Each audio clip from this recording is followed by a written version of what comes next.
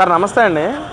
మరి ఈ రోజున సపరేట్గా అసెంబ్లీ పెట్టి అమరావతి ఏకైక రాజధాని అని చెప్పి ఒక బిల్లు తయారు చేయబోతున్నారు. అసలు ఆ బిల్లు అలా చేయడానికి అంటే చట్టబద్ధత చేయడానికి కారణం ఏంటి, అసలు చేయడం అవసరం ఏంటి అసలు ఆ విధంగా? ఇప్పుడు మీరు ఆలోచించండి, ఒకే రాజధాని ఒకే స్టేట్ అనే ఒక నినాదం. భారతదేశం మొత్తం మీద కూడా 27 రాష్ట్రాలు 7 కేంద్రపాలిత ప్రాంతాలు ఉన్నాయి. తర్వాత పెరగచ్చు. గతంలో జగన్మోహన్ రెడ్డి గారు ముఖ్యమంత్రిగా ఉన్నప్పుడు 3 రాజధానులు అన్నటువంటి ప్రతిఫలం పెట్టారన్నమాట. అంటే ప్రజల్లో ఒక అయోమయం, ఎక్కడైనా కానీ ఒక రాజధాని, ఒకే రాజధాని ఉంటుంది. భారతదేశం మొత్తం మీద కూడా ఒకే రాజధాని ఉంటుంది. జగన్మోహన్ రెడ్డి గారు తన స్వార్థ ప్రయోజనాల కోసం అని చెప్పుగాను మరో లెక్కన కానీ అతని శిరస్సుకు పుట్టింది కాదు, సలహాదారుల శిరస్సుకు పుట్టింది. ఇవాళ ఆయన బలైపోడు సలహాదారుల వల్ల.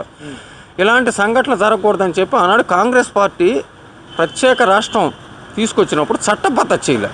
దానివల్ల 33,000 ఎకరాల భూమి ఇచ్చినటువంటి రైతులు కానీ, 7 కోట్ల మంది ప్రజానీకం కానీ, మళ్ళీ ఇతరత్ర ఎవరైనా ముఖ్యమంత్రి అయితే ఈ రాజధాని మారిద్దామని ఒక భయం కలదు. మరి చంద్రబాబు నాయుడు గారు అన్నారు సిఆర్డీఏ తీసుకొచ్చి, క్యాపిటల్ రాజధాని డెవలప్మెంట్ అసోసియేట్ అని. ఆ సిఆర్డీఏ అనేది ఇవాళ రాజధాని రైతుల పాలిట చాలా సంతోషకరమైనటువంటి ఒక ప్రాణవాయువులాగా ఉంది.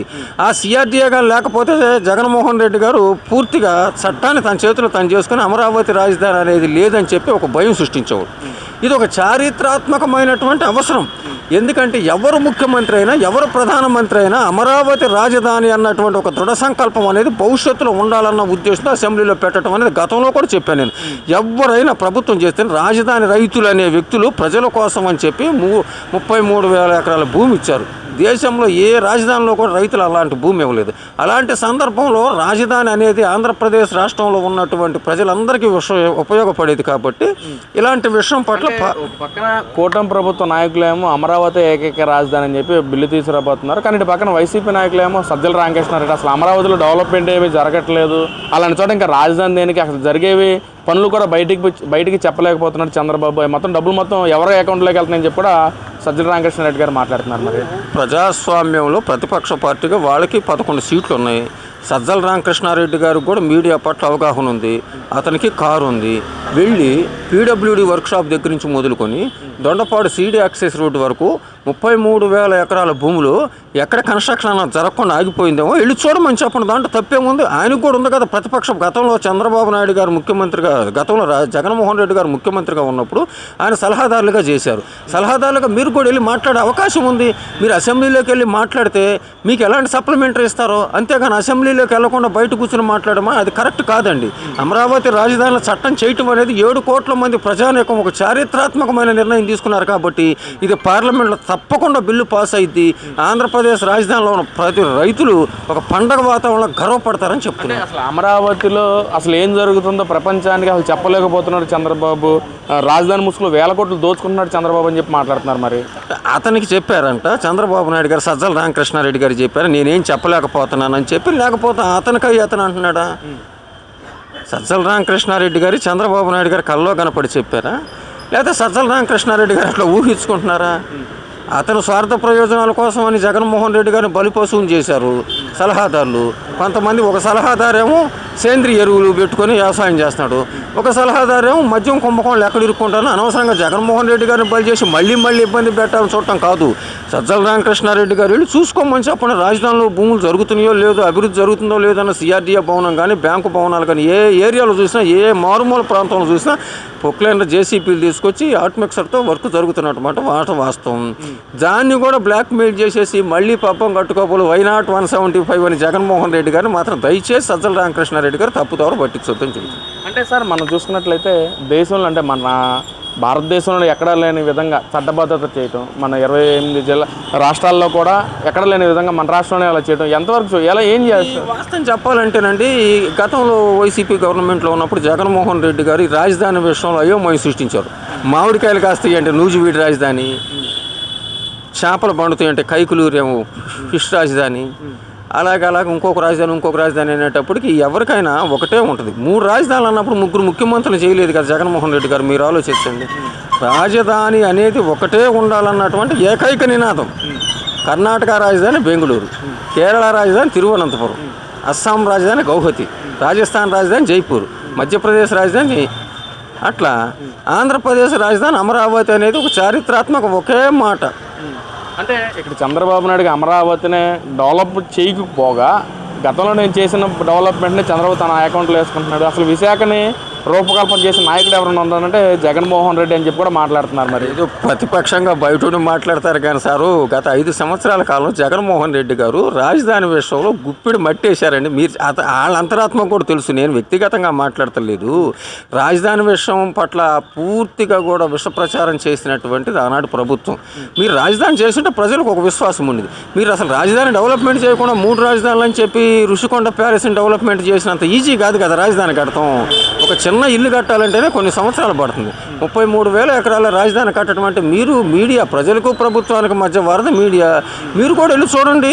లేదా అసెంబ్లీలోకి వచ్చి బయట మాట్లాడేదానికైతే చట్టం ఉండదండి. అసెంబ్లీలోకి వెళ్ళి జగన్మోహన్ రెడ్డి గారు ఈ రాజధాని విషయంలో మాట్లాడితే మంత్రి గారు సప్లిమెంటరీ ఇస్తారు. 28వ తారీఖు కూడా అసెంబ్లీ పెట్టి మరి బిల్లు తయారు చేస్తున్నారు కదా. మరి ఆ జరిగే టైంలో జగన్మోహన్ రెడ్డి అసెంబ్లీకి వస్తారంటారా? జగన్మోహన్ రెడ్డి గారితో పని ఉంది, మెజార్టీ ఉంది కాబట్టి మహాకూటంలో తప్పకుండా దాన్ని నిర్ణయిస్తారు. ఈ యొక్క తీర్మానం చేసిన కాపీని కేంద్ర ప్రభుత్వానికి పంపిస్తారు, వాళ్ళు చట్టం చేస్తారు. అంటే ఇవాళ కేంద్రంలో చట్టం వస్తుందంటే జగన్మోహన్ రెడ్డి గారు తీసుకునే నిర్ణయం పట్ల మళ్ళీ ప్రజల్లో అట్లాంటి అశుభం రాకూడదన్న ఉద్దేశంతోనే వస్తుంది. దీనికి మొదటి కారణం జగన్మోహన్ రెడ్డి. ఇవాళ అసెంబ్లీలో చట్టం చేసి కేంద్ర స్థాయికి వెళ్తుందంటే ఒక ముఖ్యమంత్రిగా ఉండి 3 రాజధానులు అన్నారు కాబట్టి మళ్ళీ అలా భయం సృష్టించకూడదన్న ఉద్దేశం పార్లమెంటులో కానీ రాజముద్ర పడిందంటే పంచభూతాలాపన అమరావతి రాజధాని ఆగదు. అంటే ఒక పక్కన ఎప్పుడు చూసినా నేను ప్రజల మనిషిని అంటూ ఉన్నారు. మరి ప్రజల కోసం మరి అసెంబ్లీకి వెళ్ళాలి కదా సార్. మరి ఈ బిల్లు విషయాన ఇంకా చెప్పేదేముందండి, నాకు ప్రతిపక్ష హోదా ఇవ్వవలసిన లేదని ప్రజలు నిర్ణయిస్తారు. మీరు వెళ్ళండి, టెలికాస్ట్ కనపడుతుంది కదా, ఆటోమేటిక్గా 2 సమస్యల గురించి మీరు మాట్లాడితే ఆటోమేటిక్గా మీకే ప్రతిపక్ష హోదా ఇస్తారు. క్వశ్చన్ అనుబంధ క్వశ్చన్ లాగా సప్లిమెంటరీ ఇవ్వకపోతే ప్రజలు చూస్తారు కదా, బాబు గారు మీరు జగన్మోహన్ రెడ్డి గారి ప్రతిపక్ష హోదా గారు కొంచెం మాట్లాడడానికి అవకాశం ఉండి ఎగ్జామ్ అయ్యే వరకు అని చెప్తారు. అసలు అసెంబ్లీలోకి వెళ్ళకుండా బయట మాట్లాడతాం అది కరెక్ట్ కాదు కదా సార్. మరి ఫైనల్గా ఈ రోజున అసెంబ్లీ స్థానాలు కూడా పెరగబోతున్నాయి, 263 స్థానాలు. ఏంటి అసలు దానివల్ల ఉపయోగం ఏంటంటారు అసలు? ఇప్పుడు మరి పరిపాలన సౌలభ్యం కోసం అని చెప్పేసి అసెంబ్లీ స్థానాలు పెరిగితే ఒకటి గుర్తుపెట్టుకోండి, ఇప్పుడు ఒక్కొక్క నియోజకవర్గంలో 11 మండలాలు ఉన్నాయి ఏజెన్సీ ప్రాంతం. ఒక సిటీ కాన్స్టిట్యున్సీకి అయితే పర్లేదు కానీ డివిజన్లు ఉంటాయి. రూరల్ కాన్స్టిట్యున్సీ ఒక అవనిగడ్డ కాన్స్టిట్యున్సీ చూసుకుంటే 5 మండలాలు. ఆంధ్రప్రదేశ్ 5 మండలాల విస్తీర్ణంలో ఒక శాసనసభ్యుడు వెళ్ళి మొత్తం చూడడం అంటే చాలా కష్టం అండి. ఏరే ఉద్యోగం నాకున్న సబ్జెక్టు పరంగా చెబుతున్నాం. మరి అసలు అలాగే వైజాగ్ జిల్లాలో, విశాఖపట్నం జిల్లాలో అయితే ఒక కాన్స్టిట్యున్సీలో 11 మండలాలను ఒక శాసనసభ్యుడు వెళ్ళి పరామర్శించి ఆ ప్రజా సంక్షేమం చేసుకోవాలంటే కొద్దిగా రిస్క్తో కూడుకున్నటువంటి పని. అభివృద్ధి త్వరగా జరగాలంటే ఏం చేయాలి? 7 కిలోమీటర్లలోపు రాజధాని హెడ్ క్వార్టర్ ఉండాలి. ప్రజలు ఇమీడియట్గా శాసనసభ్యుల వారి దగ్గరికి వెళ్ళి ఎంఆర్ఓ గారు కానీ ఎండిఓ గారు కానీ ఆర్డీఓ గారితో పనిచేయించుకునేటట్టుగా ఉండాలి. ఇది పెరగటం అనేది కూడా ఆంధ్ర రాష్ట్రానికి ఒక శుభ సూచకం. దానివల్ల అభివృద్ధితో పాటు కేంద్రం కొంచెం నిధులు ఎక్కువ ఇస్తుంది. అంటే ఆ పెరిగిన సీట్లలో కూడా వైసీపీ నాయకులందరూ మాట్లాడుతూ గతంలో మనం వైనాట్ 175 అన్నాం, మరి రోజున వైనాట్ 263 అని చెప్పి కూడా ఒక కాన్సెప్ట్ తీసుకురాబోతున్నారు మరి వైసీపీ నాయకులు. ఏంటి మీరు ఆలోచించండి, గతంలో జగన్మోహన్ రెడ్డి గారు అనే వ్యక్తి అంటే అతను చెప్పాడు, మరి సలహాదారులు చెప్పారా కానండి, స్కూల్లో ఏ పిల్లవాడైనా ఎంత మెరిట్ స్టూడెంట్ అయినా 99 మార్కులు ఇస్తే చాలనుకుంటాడు, కానీ ఆ 1 మార్కు వచ్చినా కానీ వచ్చేస్తాడు. ఇప్పుడు మీరు ఆలోచించండి, ఎలక్షన్లో ఎంత బలమైన చోట కుప్పంలో వైసీపీ ఉంటుంది, పులివెందులో టీడీపీ ఉంటుంది. మొత్తం కూడా 300 మంది ఓటర్స్కి 300 ఓట్లు వేసుకుంటే రిటర్నింగ్ అధికారి గారు అనుమానిస్తారు.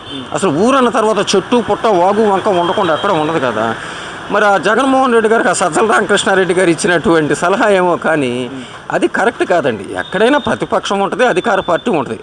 మహాత్మా గాంధీ గారు పుట్టినటువంటి గుజరాత్లో ఇవాళ భారతీయ జనతా పార్టీ అసేతు హిమాచలం మాకు ఎదురు లేదన్న రీతిలో ఉంది.